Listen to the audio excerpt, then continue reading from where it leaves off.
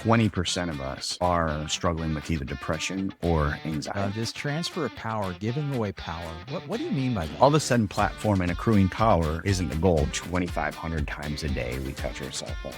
We all have these opportunities in front of us. These numbers we haven't seen since the Great Depression. Then I can then leverage my platform for optimal impact. We need young people practicing now how to be fully present. Leadership has always been like, let's take the next hill and let's do like follow me into the great unknown. And I think more and more we're going to need leaders who actually. Hey everybody, this is Preston Poore, P Cubed. Hope you're enjoying your day today. I'm glad you're here. Excited about this episode today. I genuinely am. I think we're going to learn a lot together from my guest. But today we're talking about a powerful topic. It's a troublesome one, but one that people are working through right now. I've talked to a lot of different folks, and it's on redefining success. It's because in our culture, success is often measured by titles, metrics, and visibility. But what if those things really aren't the whole story? What if those things aren't the whole story? And what if the most meaningful leadership happens behind the scenes when no one's watching, when the goal isn't applause, but compassion? Well, today I'm thrilled to welcome today's guest, Dan Sadlier. And through his work with City Relief and his leadership in several other areas, which we'll talk about here in just a minute, Dan's a living example of his servant leadership in action.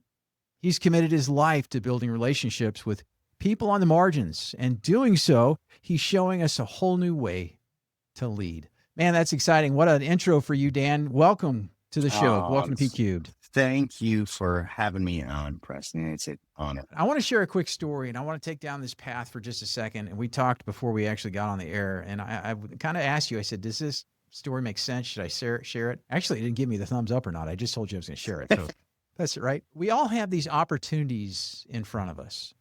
And sometimes we ignore them, sometimes we don't. And if you're like the average person like I am in Atlanta or in any big city, like here in Atlanta, I will drive up on the interstate and I'll come off the exit and you will see somebody with a sign saying they need help. They're homeless at the time. They have lost their job. They have their family with them.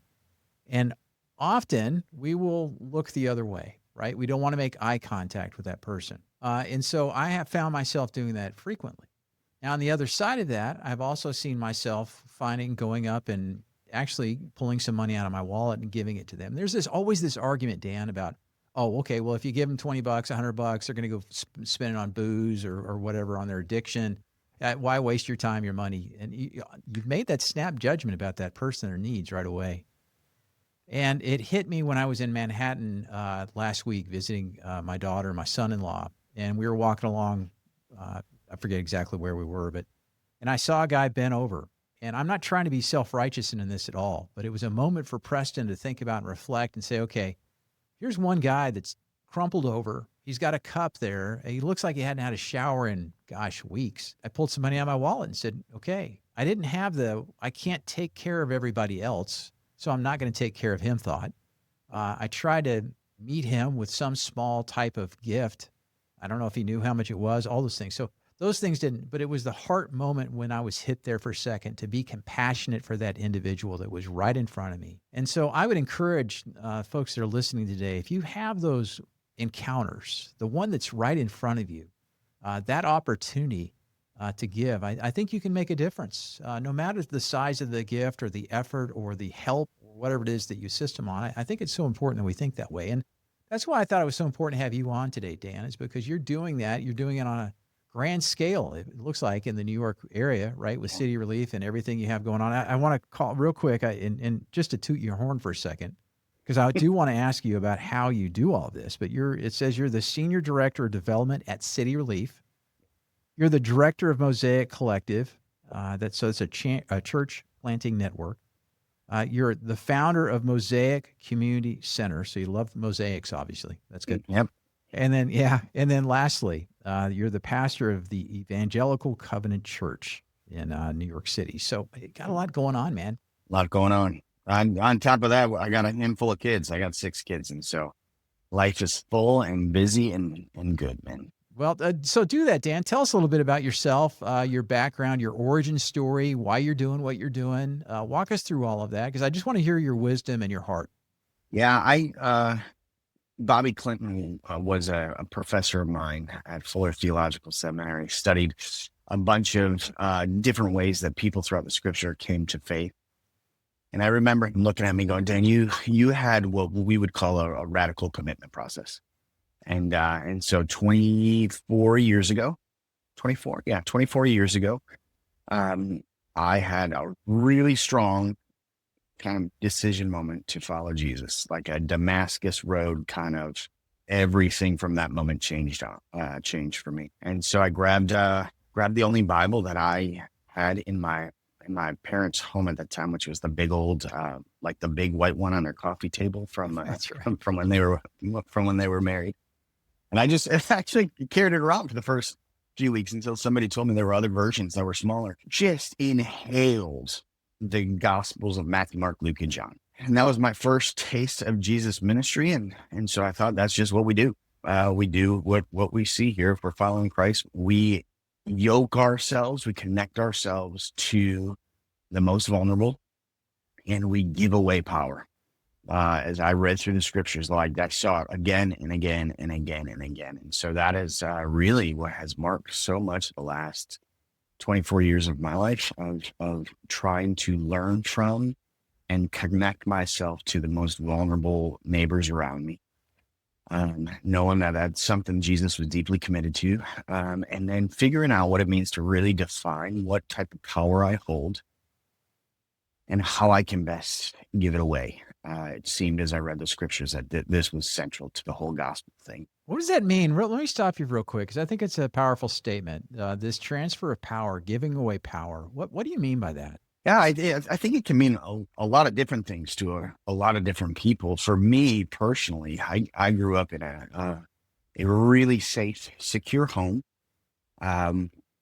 Caucasian family, upper middle to upper class family, generations of people that had enough to really flourish, had enough money to flourish, was able to get a lot of my college education due to a lot of those resources that were coming from my family of origin. Have always been pushed into vocational positions of authority and leadership. And so from a financial standpoint, there's been some power. From a vocational standpoint, there's been some power. I think even from potentially in a cultural ethnic standpoint, there's been some power. And so learning how to just identify that and be very attentive to how I hold it and how I both steward it and give it away, and not just for the sake of other people. I think really when you look at the gospel accounts, this is how people are changed by giving away the power they have. And it really is the crux of the gospel. If you look at Jesus, we as Christians say the world was transformed. The cosmos was transformed by a man who got in the flesh, who gives all power away, even to the point where he is yielding to the violence of other people. And so yeah, I'm always trying to ask myself, what power do I hold? How do I give it away for the sake of others and for my own formation? That's great. And I imagine part of that's your involvement with City Relief. And so tell us a little bit about what that organization does, how you support it and fit into it. And then we'll go from there. City Relief is a organization that functions both regionally and nationally. It is a great mobilizer of people for the sake of our unhoused homeless neighbors. And so right now in New York City and the New Jersey region, there's probably 110,000 in the shelter system, tens of thousands more living on the street. Homelessness in our country has increased 18% since this time last year. And so we're at a place right now in our country and our region that we have not seen since the Great Depression. These numbers we haven't seen since the Great Depression. And so City Relief's goal is to move people very practically off of the street and out of isolation and into community and into homes. And so we do that through hosting 7 different block parties every week, where we pull up these retrofitted buses and serve food, give clothing, connect people with identification and um, public health, and anything that they may need, including the voucher system and getting them into shelters, safe havens, and homes. That is what we do. A lot of individualized action plans that we put together. I think this year we'll probably hit 3,000 different individualized action plans where we go one-on-one with somebody that's living on the street and really help them find employment, help them find a home. Great organization. And for me, one, I love the local church. I'm a pastor here in New York City. And so love the local church and really deeply believe that our discipleship is contingent upon what we do with that power. And so for me, I'm like, I love the local church so much that I know unless I can bring the local church and its congregants into close proximity with the poorest, they don't have a shot of having a efficient, robust spiritual formation. And so I believe in Matthew 25 that says God resides with the thirsty and the hungry, and the Beatitudes of Jesus, where it says that God is with the meek in the morning. And so I'm like, hey, church, if we're going to actually experience God's presence, we have to be in close relationship and even mentored by the poor. And so I'm mobilizing people and funding for the sake of that mission and vision. That's awesome. So what does your best day look like in that mission? It's a great question. It's a mixture of both. That's why I asked it. So it's Yeah. just kidding. So I love being on the street with neighbors. And so I think there's a part of it where a brilliant day in my role would be, one, being on the street. I was with a neighbor yesterday who's lived on the street for years, named Casper. Just was cracking up as he was telling me some of his cheesy dad jokes yesterday. But at the same time, I'll then shift over and head to 57th Street and head up to a boardroom where I meet with a bunch of high capacity business leaders. Mm-hmm. And really advocate for our unhoused neighbors and how they can steward both their gifts, their talents, their businesses, and their financial resources for guys like Casper. So it gives you the spectrum there. But let's ask the opposite question. What's your toughest day look like in what you're doing? When it comes to my role with City Relief, I think that the tougher days are when you see the complexities of the city's support systems, and you run into all the barriers of how difficult it is to navigate healthcare or housing for an individual, or mental health or detox. Pick your support service, but it is so hard to navigate that system for multiple reasons. The transiency of staff, some of the cuts that have just been made to a lot of those agencies, just very hard to navigate. So to run into dead ends, there's days where you run into dead ends. And then there's days when you're meeting with people that you love on the street, trying to get them housing, and the barriers just seem to be too great for them to get there, to get to a place of flourishing. And so it's a highly discouraging space, and I think it's near impossible to stay in it and sustain it outside of a deep faith. So tell me about your perspective. I want to go down this path for a minute. Homelessness and poverty seem to be kind of ambiguous to people that aren't engaged. So I've got a couple questions for you around this. Yeah. What is it that most people misunderstand about homelessness and poverty? I'd like to start to ask you questions about, okay, so if you're somebody like myself, how do I get my hands dirty? Yeah. Meaning that how do I go serve? How can I make a difference on that? So let's go down this first path real quick. What would, if you're sitting across from me and saying, okay, I want to tell you a little bit about poverty and homelessness. It's not what you think it is. Here are some causes of it, and some of the root cause and discussion that maybe we can have about that. The causes are all over the place. I mean, I think you have a convergence of things right now, where you have housing costs are out of control. You have an opioid crisis in different regions of our country.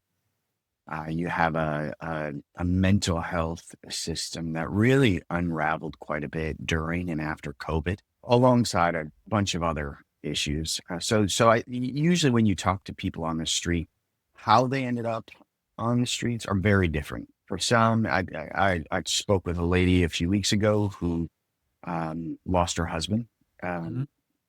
had a heart attack, had not done a great job prepping for a crisis like that. Wow. And so she tried to keep things afloat at their home for the next year and just couldn't do it. Slipped into some depression because of his death and that loss. And one thing led to another. And by 18 months after his death, she was on the street.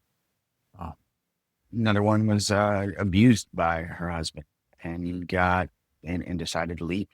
Mhm. Did not have a Hard support choice. structure. The reasons are scattered as to why people are on the street. I think there are some faulty myths, some narratives that play in our heads on a regular basis.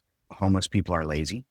I think that's a narrative that comes to us. If I see somebody on the street, homeless people are mentally ill, they're addicted, they're dangerous. Those four myths. My friend and CEO at City Relief, Josiah Haken, actually writes a book on this called Neighbors with No Doors. Those myths are pretty prevalent throughout our country.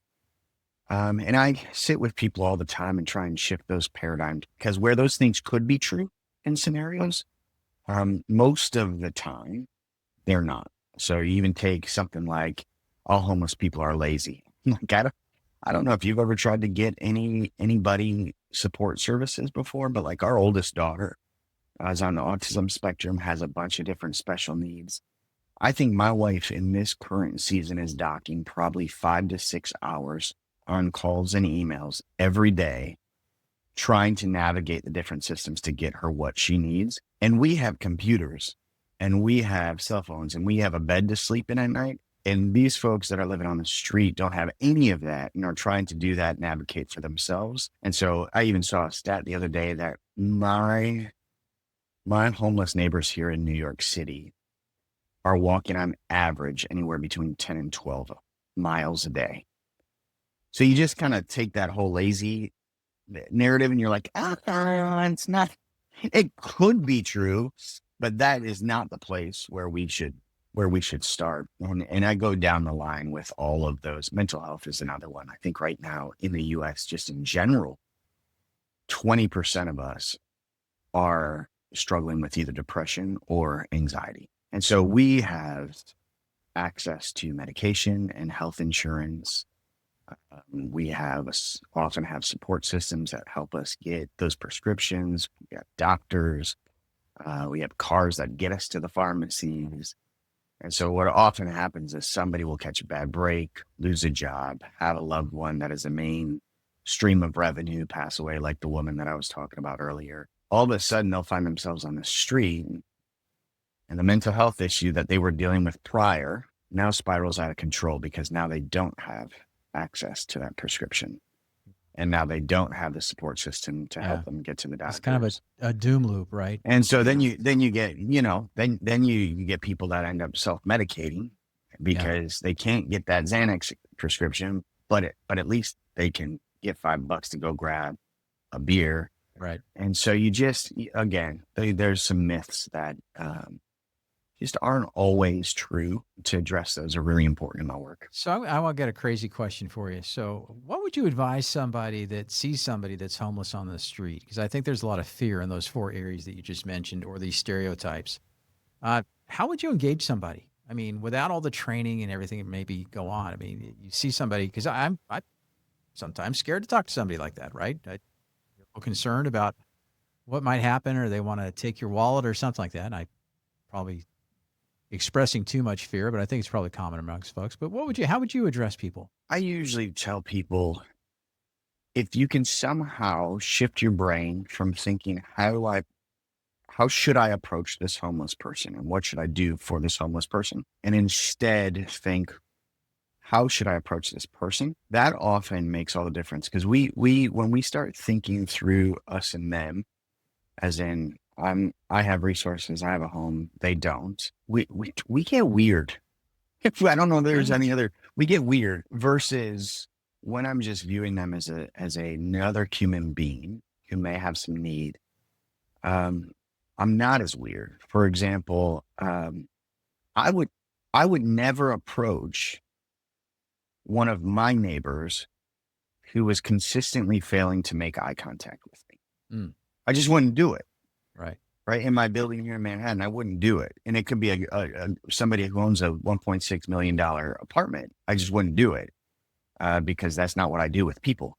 And so if I see somebody on the street who refuses to make eye contact with me, I'm not going to approach them or talk to them. Same thing with people will ask me all the time, like your story of like, dude, should I give them money? I don't know. Do you normally give people that you don't know money? Like Mm. if you don't, I probably wouldn't. But if you do meet strangers and you think they might need money and you normally give them money, then give them money. Basically, Dan, you're level setting basically, and you're saying people are people, right? And so how you approach it with an empathetic piece on that, I think that's probably the best way to look at it, right? Don't want to put words in your mouth, but that's what I get from what you're saying. And all of this, with all the things I mentioned at the beginning that you're doing, how does this shape your approach with leadership, with your teams that you work with, your peers? How does that form the way you interact with people, you inspire them? There's a lot going on. I'm very, very busy. And so presence when I'm with people is very important, which is hard because I'm super distracted. Technology is the great distractor. It's very easy for me to join the rest of humanity in touching our cell phone. I think it's something crazy. It's like 2,500 times a day we touch our cell phones. So I really practicing being present is important to me. Practicing being present to the person that's in front of me, practicing being present to my own emotion and my own body and how I'm feeling is really important. I think embracing my limitations and being honest about the limitations of others is really important as well. Mm-hmm. And so with so much going on, it's okay for me to not get it all done. And I think it's rehearsing the gospel story that God is good, that God is for us, and that all of us are made in the image of Jesus. The other day, somebody was asking me about some things happening in our world right now. And I just was like, we have to remind ourselves there's no throwaway people. That's right. There's no throwaway people. It Yeah. doesn't matter what side of the aisle you are on. It doesn't matter what you think about somebody's perspective. It doesn't matter whether you think somebody should be here or shouldn't be here. There are no throwaway people. And so to continue to remind the people that I'm trying to mobilize, you're made in the image of God. God is good. God is for you. There's no throwaway people. You have limits. I have limits. Let's try our best to be present to what's in front of us. That's so good. That's one of those things that I was reminded of and learned more about during my Colson Fellows program that I went through last year. And Imago Dei is the concept of being made in God's image. And it's the dignity and respect of the person around you, in front of you, regardless of their background, their thoughts, all that stuff. You can still build a relationship and have a conversation, right? And we're missing that not only with the work you're doing, but in the boardrooms too. It is so fun to, at least for me, it's so fun to affirm that image in people and see them light up, because so much of society and culture is so polarized and ripping dignity away from people that it's fun to see people light up, whether in the boardroom or on the street, when you just affirm that Imago Dei in them. Oh yeah. It's very inspirational to people when you call that out and believe in them, right? On that. So it's really good. So you just talked a little bit about this, but I want to go down this path about your faith, right? And ask you about how then does your faith shape your leadership in all of this too? Because I heard the Imago Dei, the image of God, but when you're facing things like burnout, discouragement, pressure to measure impact by the world standards, how does your faith step in on all that? What role does it play? And there's a few things that come to mind. One, I do think impact is good. Having good impact that's a beautiful thing. I do think impact can become an idol for people. I just think part of our beautiful country's story is more and better. And I think that has really throughout, especially the last 50 years, seeped into the church as well. And so deeply ambitious people like myself who potentially have some skill sets to be really good at the more and better regardless of what that means. We thrive in it. We love in it. We love it. And in having more impact becomes the ultimate thing. And I think if I go back to the gospels of Jesus, I don't think the aim is impact. I think the aim is obedience and in communion with God. That I think is deeply formative for me and for other leaders that I'm around right now. Because all of a sudden platform and accruing power isn't the goal. I think a lot of for a lot of leaders, especially in our country, I think there is, and this seeps deeply into Christian leadership, regardless if that Christian is leading in the church, in a nonprofit, in the boardroom. I think it's easy to slip into this idea that says, if I can build my platform, then I can then leverage my platform for optimal impact. So we accrue power, we accrue platform, and then we can leverage that to talk about the good news of Jesus, who gives away his power in a transformative way for the sake of the world. And we get caught in this weird thing where it's like we believe almost that the ends justifies the means, and we can actually use the tools of Satan as seen in the scripture to get the goal of God.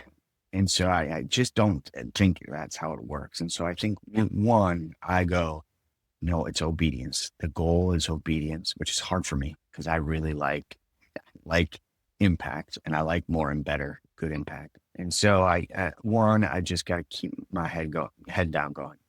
This is about obedience and giving away power, not accruing it for the sake of platform and more impact. That's big. And one of the ways that faith shapes me, I think, two, the Judeo-Christian faith says we're created and not the creator. Therefore, I can stop, I can pause, I can rest and trust that the creator is still going to do what the creator is going to do. And I think that allows me to live into my limitations, be honest about when I need rest, be honest about when I need to stop.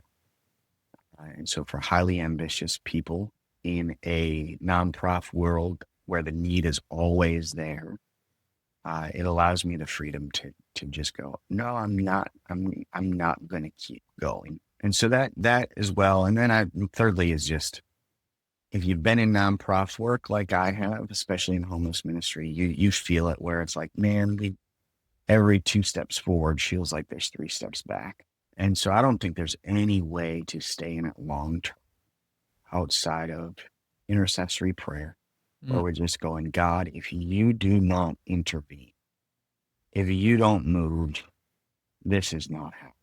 And so worship and prayer, super, super important for me and for our team at City Relief, knowing that if God does not move, we're not going to achieve what we're trying to achieve. Go back to your first point of those 3. I think it's so important because there's so many, and trying to be in the world that I'm in, doing a podcast, trying to build a platform. The question becomes why, right? And there you can fool yourself in saying, well, I can make an impact. Where I'm moving toward is in my heart is less about impact, but it's more about surrendering and being obedient to what God's called me to do. And understanding the motive behind all that is so, so important. It's the same thing, I think, in the business world. You've heard people say, go out and make as much money as you can so you can give it away.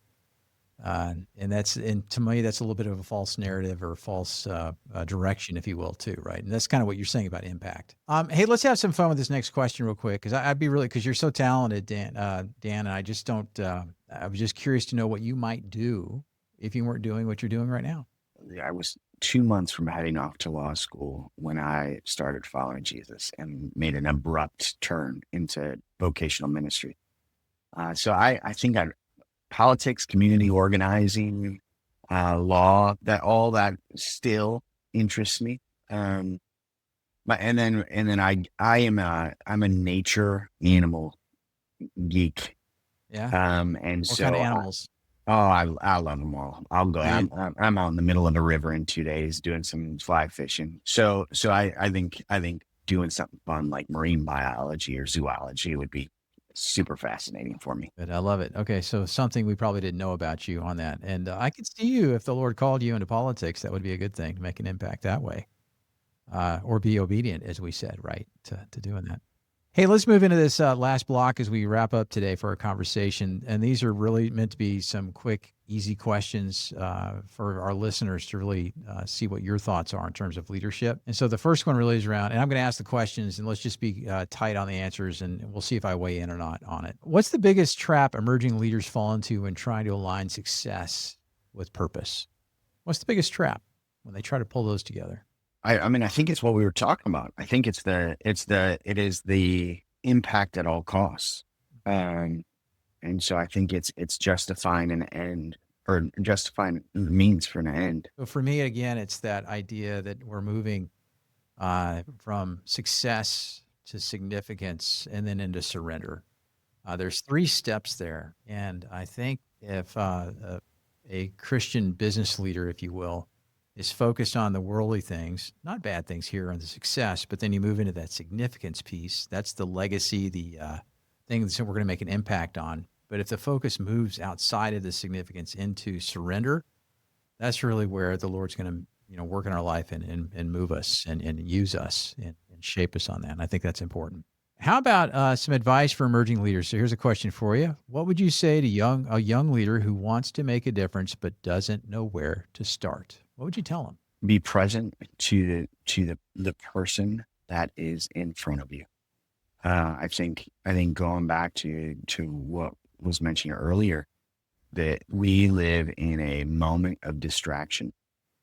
And so we need young people practicing now how to be fully present to people, to their emotions. For young leaders out there, if you can right now practice cross-cultural relationships and surround yourself with people that are different than you. I think it's The Privileged of St. Mark's was the book long ago that I read that just talked about the strongest leaders of the future are going to be those that can sit at a table and share a meal and be in mission with those that are drastically different than them. Cross-cultural relationships and practicing and developing those now. Trauma, understanding trauma. What do you mean? The world is so in upheaval right now, and we have access to it all because of social media. That I think we are seeing more and more people who have experienced some level of trauma in their lives. And what that means for leaders is that we actually need to feel like safe people, because people cannot really process through their own leadership unless they feel like they're in a safe space. If you know how the brain works after trauma, like it is, until you can deactivate that brain and breathe, it's really hard to navigate life and to navigate mission and to navigate new initiatives. And so the more trauma we see, I think we're going to need trauma-informed leaders who know how those brains work and know how to actually put people at ease. Leadership has always been like, let's take the next hill and let's do like follow me into the great unknown. And I think more and more we're going to need leaders who actually are safe and present, and people feel safe around them so that they can then go on the next journey. I encourage people too. I the way I put it is, in my mind, a little bit of this is around calling too. Is how do you determine what you're called to go do and be engaged in? And so I use a phrase that what makes your heart sing. So it's that passion, right? That's, and the other side on that is I used that phrase down in Naples at a speech I was at, or talk I was at. I think it was earlier this year. And a guy came up and reminded me, well, in Halftime by Bob Buford, you may or may not have heard that book before, said is find out what breaks your heart. And I think that's good too. I think it's a good way to look at it, to say, okay, is there something wrong out there that I could go help close the gap on, fill some type of negative, evil, something that I can stunt. But also the questions might be, what's something that needs to be, continued uplifted or fixed on that you can do. So there's all kinds of ways to look at that. So what you said, coupled with what I have, or what I've just shared with the listeners, I think you'd have a pretty rounded picture about how to go get involved in something if you're you're hesitant on it. Hey, last question. I'd love to ask this question now of folks because I always find something interesting about it. But what's the best piece of leadership advice that you initially ignored only to realize later it was absolutely true? There's so many. Preston, there's so much. I think I do remember there was a moment where I was transitioning out of a really large church that I was helping lead. And I think it was 6 months before I left. And the senior leader there sat me down. And they said, Dan, you are so strong here. And he pointed to my mind, my head. He's like, and you're so strong here. And he pointed to my mouth and my communication skills.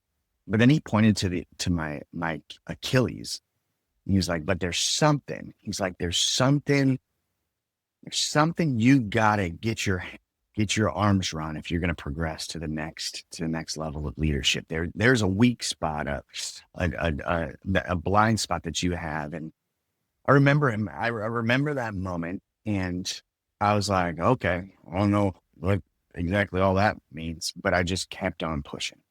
I left that and I just kept on pushing. And I wish I would have taken some contemplative time and space in that season to go, what was this man talking about? What potentially is the weak spot that I'm not seeing right now?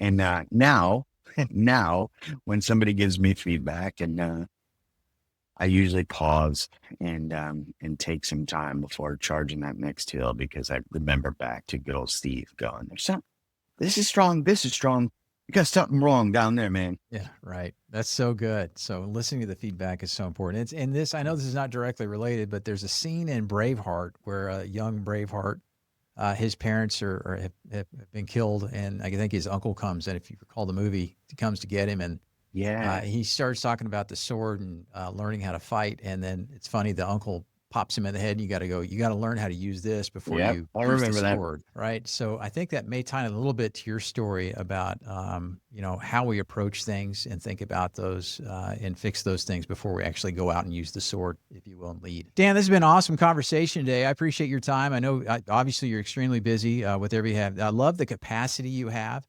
on it, and your faith-driven approach to that. How can people learn more about you and your ministries that you're involved in? So social, Instagram, Facebook, Twitter, Dan Sadlier, Sadlier.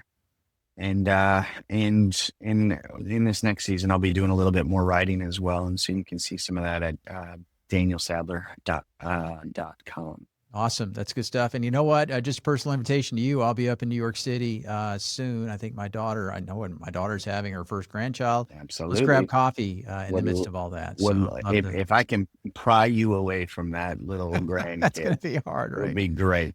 Excited about that. So thank you for being here. And I want to thank the listeners for listening into PCube today. You can follow me on Instagram, Facebook, anywhere on social media, LinkedIn. And then certainly if you'll go on to YouTube, subscribe, pass along this interview to others that will benefit. I think we had a very strong, impactful, well, maybe not the right word, but inspirational conversation today, right? About I think some cultural, societal issues and how to approach those, how to think about those, how to flip the script. And here's my message to you. You can make a difference for somebody that's right in front of you.